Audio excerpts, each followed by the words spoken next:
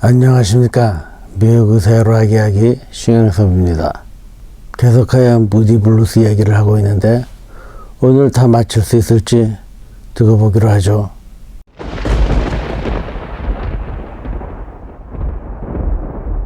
지난번에 말씀드린 것은 무디 블루스가 1960년대 말 1970년도를 지나면서 프로그레시브하고 실험적인 사운드였다가 1980년도에 들어서는 크게 방향 전환을 하여 프로그레시브 락이 아닌 그냥 대중들이 좋아하는 락으로 바뀐 것까지를 말씀드렸습니다. 이것에 대해서 제 친구들 중에는 이젠 무디 블루스가 옛날과 같지 않다면서 실망하는 친구들도 있었어요. 그런데 여러분, 이런 대중음악을 하는 사람들은 무슨 사명감이나 일편단심 이것만을 해야 되겠다는 소명을 가지고 일하는 것이 아닙니다. 대중들이 원하는 것이 이것이면 그것을 따라해야 하는 거죠. 1970년도에서 1980년도에 들어오면서 무디 블루스뿐만이 아니라 수많은 프로그레시브 밴드들, 예를 들어서 핑크 플로이드의 The Wall, 이 앨범은 어떻게 들어보면 디스코 댄스 음악과 같은 리듬도 있고요. Yes의 Honor of the Lonely Heart, 이것이 80년대에 들어와서 Yes가 그전에는 전혀 하지 않았던 품의 노래를 함으로써 이 노래가 지금 가장 히트한 노래 중에 하나이죠. 퀸도 70년대 퀸과 80년대의 퀸은 전혀 다르죠. 80년대에 들어오면서 퀸도 디스코풍과 펑크락으로 많이 바뀌었으니까요. 제가 몇 가지 예를 들어봤습니다. 그리고 음악평론가의 흉내도 좀 내봤네요. 죄송합니다. 따라서 무디 블루스가 80년도에 들어오면서 노래풍이 바뀐 것에 대해서 너무 탓하지 말아달라 하는 말씀입니다. 90년대에 들어와서 1991년 무디 블루스의 새 앨범 Keys of the Kingdom, 이 앨범부터는 그 전에 키보디스트였던 패트릭 모라즈가 빠지죠. 앨범 자켓 안에도 패트릭 모라즈의 모습은 더 이상 보이지 않습니다. 이 앨범에서 크게 히트한 노래는 따로 있지 않지만 그런대로 판매에 성공한 앨범이죠. 이 앨범을 만들면서 무디 블루스는 커다란 성사에 걸립니다. 뭐냐면 말이죠, 이 앨범을 만들던 중간에 무디 블루스가 패트릭 모라즈를 해고해버렸다 이겁니다. 패트릭 모라즈는 나가면서 무디 블루스 멤버들을 소송해버렸죠. 원래 계획과는 다르게 밴드에서 억울하게 쫓겨났다 이겁니다. 그래서 그 손해배상을 50만 불을 청구했습니다. 그렇지만 무디 블루스 멤버들의 이야기로는 말이죠, 패트릭 모라즈가 처음부터 밴드의 정식 멤버는 아니고 세션맨이었으며 이 앨범 제작 과정에서 패트릭이 같은 시간에 자기의 솔로 앨범 등으로 밴드 활동에 적극적이지 않았기 때문에 패트릭 모라즈 말고 다른 키보드를 쓰는 수밖에 없었다고 하는군요. 그렇지만 패트릭 모라즈가 참가했던 무디 블루스 앨범들에 보면 말이죠, 그의 이름이 다른 정식 멤버들과 나란히 앨범에 나와 있습니다. The Other Side of the Light, 여기에도 패트릭 모라즈의 모습이 다른 사람들과 함께 멤버 사진에 실려 있죠.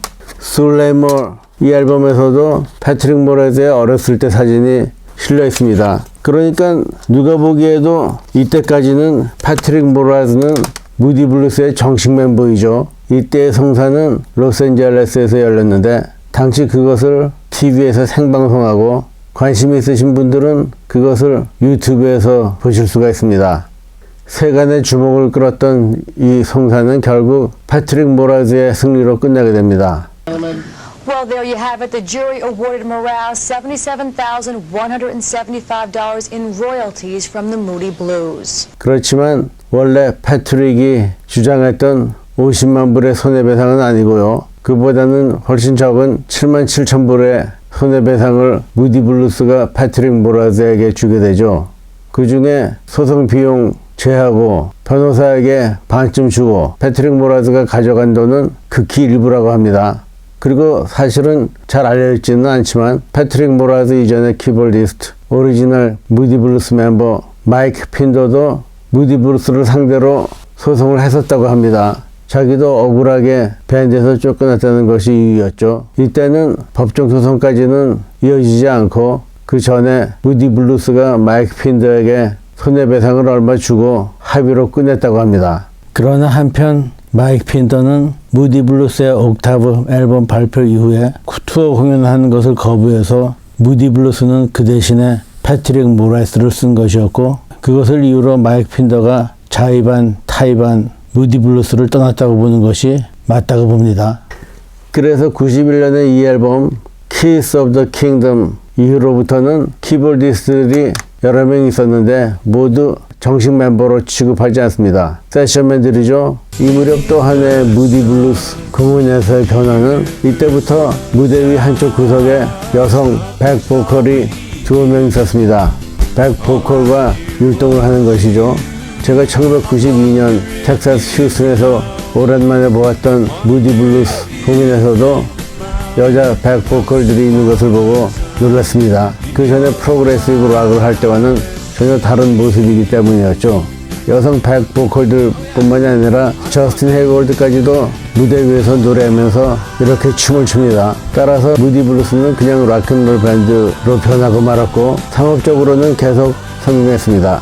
다음에 1999년에 라이브 앨범 Night at the Red Rocks, 콜로라도주의 야외 공연장 레드락이라는 곳인데 바위가 천연적으로 병풍처럼 둘러싸여서 그 경관이 아름다운 것은 물론이고 음향까지도 훌륭했다고 하죠.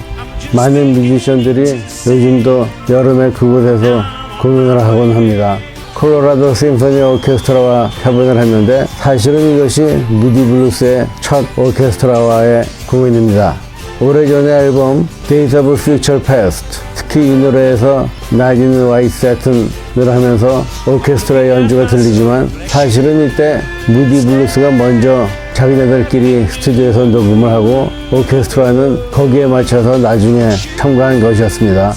보여드리는 이것은 당시의 무디 블루스 포스터인데 그 당시에 무디 블루스 멤버들과 포스터 디자이너가 친필 사인한 것이죠. 한때 이것이 무디 블루스의 웹사이트에서 판매되어서 저도 이렇게 하나 가지고 있습니다. 상업적으로 크게 성공한 이 라이브 앨범 발표 이후 미국 여러 곳을 투어하면서 그 지역의 오케스트라들과 함께 협연을 했습니다. 제가 사는 곳에서 가까운 곳에 노스이스트 펜실베니아 오케스트라라는 교향악단이 있어서 그들과 함께 공연하는 것을 제가 보기도 했죠. 당시의 신문기사입니다. 1999년에 Strange Time, 오랜만에 스튜디오 앨범을 내놓고 그 안에는 그 당시에 밴드 멤버들 사진이 있죠. 세션맨이었던 키보디스트 폴 브루스의 사진은 여기에 나와 있지 않습니다. 그리고 나서 그 전과 그 직후에는 무디 블루스가 새로운 스튜디오 앨범을 내놓는 대신에 그 전에 이미 내놓았던 앨범들에서 여기저기 노래들을 뽑아서 베스트송 앨범을 간추려서 발표하곤 했었죠. 무디 블루스 팬들은 이런 새로운 앨범보다는 옛날 노래들을 듣기를 좋아하니 새로운 스튜디오 앨범을 자주 만들 필요도 없었습니다. 옛날에 해놓은 거 재편집해서 내놓으면 그게 오히려 더 잘 팔렸으니까요. 2000년도에 라이브 앨범 Hall of Fame, 영국의 로열 알버트 홀에서 열렸던 실황 공연을 녹음한 것인데 그간의 무디 블루스 곡들을 연주한 것이죠. 앨범에 이렇게 멤버들의 친필 사인 무디 블루스의 웹사이트에서 구한 것입니다. 제가 무디 블루스 멤버들의 사인을 여러 개 가지고 있지만 이렇게 또 새로운 것이 나오면 또 사지 않고는 못 베기죠. 아마 이것도 병인가 봐요. 제가 그간 무디 블루스의 공연을 여러 번 봤다고 말씀드렸는데 20번은 좋긴 없습니다. 늘 무대 위에서 무디 블루스는 전에 봤던 것과 똑같이 연주합니다. 어떤 때는 노래 순서까지도 똑같아요. 끝날 때는 마지막으로 퀘스천을 불렀다가 무대에서 퇴장하고 곧 다시 나와서 앵콜곡으로 Write My Sister 이렇게 부르는 것이 수십 년간 똑같죠. 그리고 어떤 노래를 할 때는 밴드 멤버들이 모두 왼쪽으로 갔다가 중앙으로 이동하면서 돌아서서 또 다른 방향으로 흩어지고 어느 쪽이나 다 똑같이 합니다. 그렇지만 그렇다는 것을 알고 있으면서도 무디 블루스가 공연을 할 때는 그냥 지나칠 수는 없죠. 가서 또 봐야 되죠. 2002년도인데 제가 무디 블루스의 공연을 저희 동네에서 봤었습니다. 그런데 어쩐지 무대 위에서 레이 토마스는 별 성의도 없이 그냥 노래하면서 탬벌린 치고 피곤한 듯하게 보이더라고요. 그러더니 그 해에 건강을 이유로 무디 블루스를 은퇴해버렸습니다. 사실 그때 한 밴드에서 리드 싱어 3명이 필요하지는 않았죠. 그래서 레이 토머스의 존재가 점점 쇠퇴하고 있었습니다. 그 이후 플룻은 여성 세션 뮤지션이 대신하고 있었죠. 그리고 무디 블루스 공연에서 레이 토머스가 꼭 불러야 하는 노래들이 몇 개 있었는데, 예를 들어서 For My Lady 같은 것이죠. 그런 것은 더 이상 무디 블루스의 공연에서는 하지 않게 되었습니다. 2003년의 앨범 December, 2003년인데 이것이 무디 블루스의 마지막 스튜디오 앨범이며 레이 토머스가 참가하지 않은 유일한 앨범이 바로 이것이죠. 크리스마스 캐롤과 겨울을 주제로 한 앨범입니다. 앨범의 속지를 열면 이젠 이렇게 무디 블루스 멤버들이 3명만 나와 있죠. 레이 토머스가 빠지고 저스틴 헤이월드, 그램 에지, 존 라지 뿐입니다. 그 이후에 무디 블루스는 새로운 스튜디오 앨범을 내놓지 않고 매년 라이브 공연을 계속했습니다. 그러다가 2018년에 무디 블루스가 락앤롤 홀 오브 페임에 선정되면서 그 시상식에서 드러머 그램 에지가 공연한 것을 마지막으로 그램 에지는 이제 힘들어서 더 이상 못하겠다, 더 이상 하지 않는다고 은퇴해버리죠. 그러다가 2021년에 그램 에지는 병으로 죽고, 지금 무디 블루스는 나머지 멤버들 저스틴 헤이월드와 존 라지가 각각 솔로 활동을 하고 있습니다. 각각 2가지 다른 무디 블루스 음악들을 하고 있는 것이죠. 존 라지는 그 전에 무디 블루스와 가까운 락앤롤 스타일이고, 저스틴 헤이월드는 자기 이외에 뮤지션 2명, 이렇게 3명이 포크송과 가까운 연주를 하고 있죠. 한편 무디 블루스의 음악이 음악으로도 쓰인 적이 있었습니다.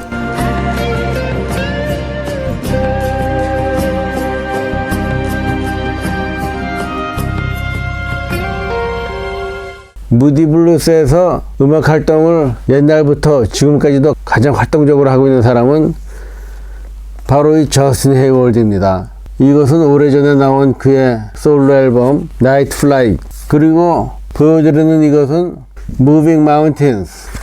그 외에도 저스틴 헤이월드의 솔로 앨범들이 이렇게 많이 있습니다. 이거 뭐 일일이 다 소개해드리지 않겠습니다.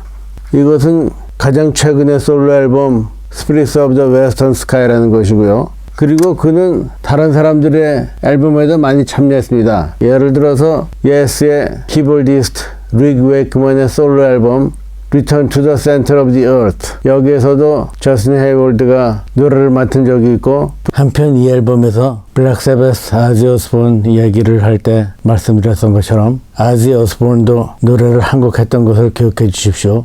아지 오스본이 저스틴 헤이월드와 함께 노래한 것은 아닙니다. 각각 따로 다른 노래를 했죠. 보여드리는 이것은 War of the World, 1978년 H.G. 웰스의 소설 War of the World를 제프 웨인이라는 사람이 뮤지컬로 꾸민 것이죠. 여기에 제프 웨인의 친필 사인이 있습니다. 이 앨범에 대해서는 제가 자세히 말씀드리지 않을게요. 언제 기회가 있으면 말씀드리겠습니다. 여기에서 저스틴 헤이월드가 부른 노래 Forever Autumn, 무디 블루스 노래가 아니면서도 마치 무디 블루스다운 노래죠. 그래서 Forever Autumn이라는 노래를 무디 블루스 밴드가 하산하기 전까지 무디 블루스 공연에서도 가끔 하곤 했습니다. 존 라지 또한 자기의 솔로 앨범들을 몇 개 내놓긴 했죠. 보여드리는 이것들 모두 친필 사인이 되어 있습니다. 그간의 무디 블루스 음악들처럼 듣기 좋은 앨범들이죠. 여기서 자세히 말씀드리지 않겠습니다.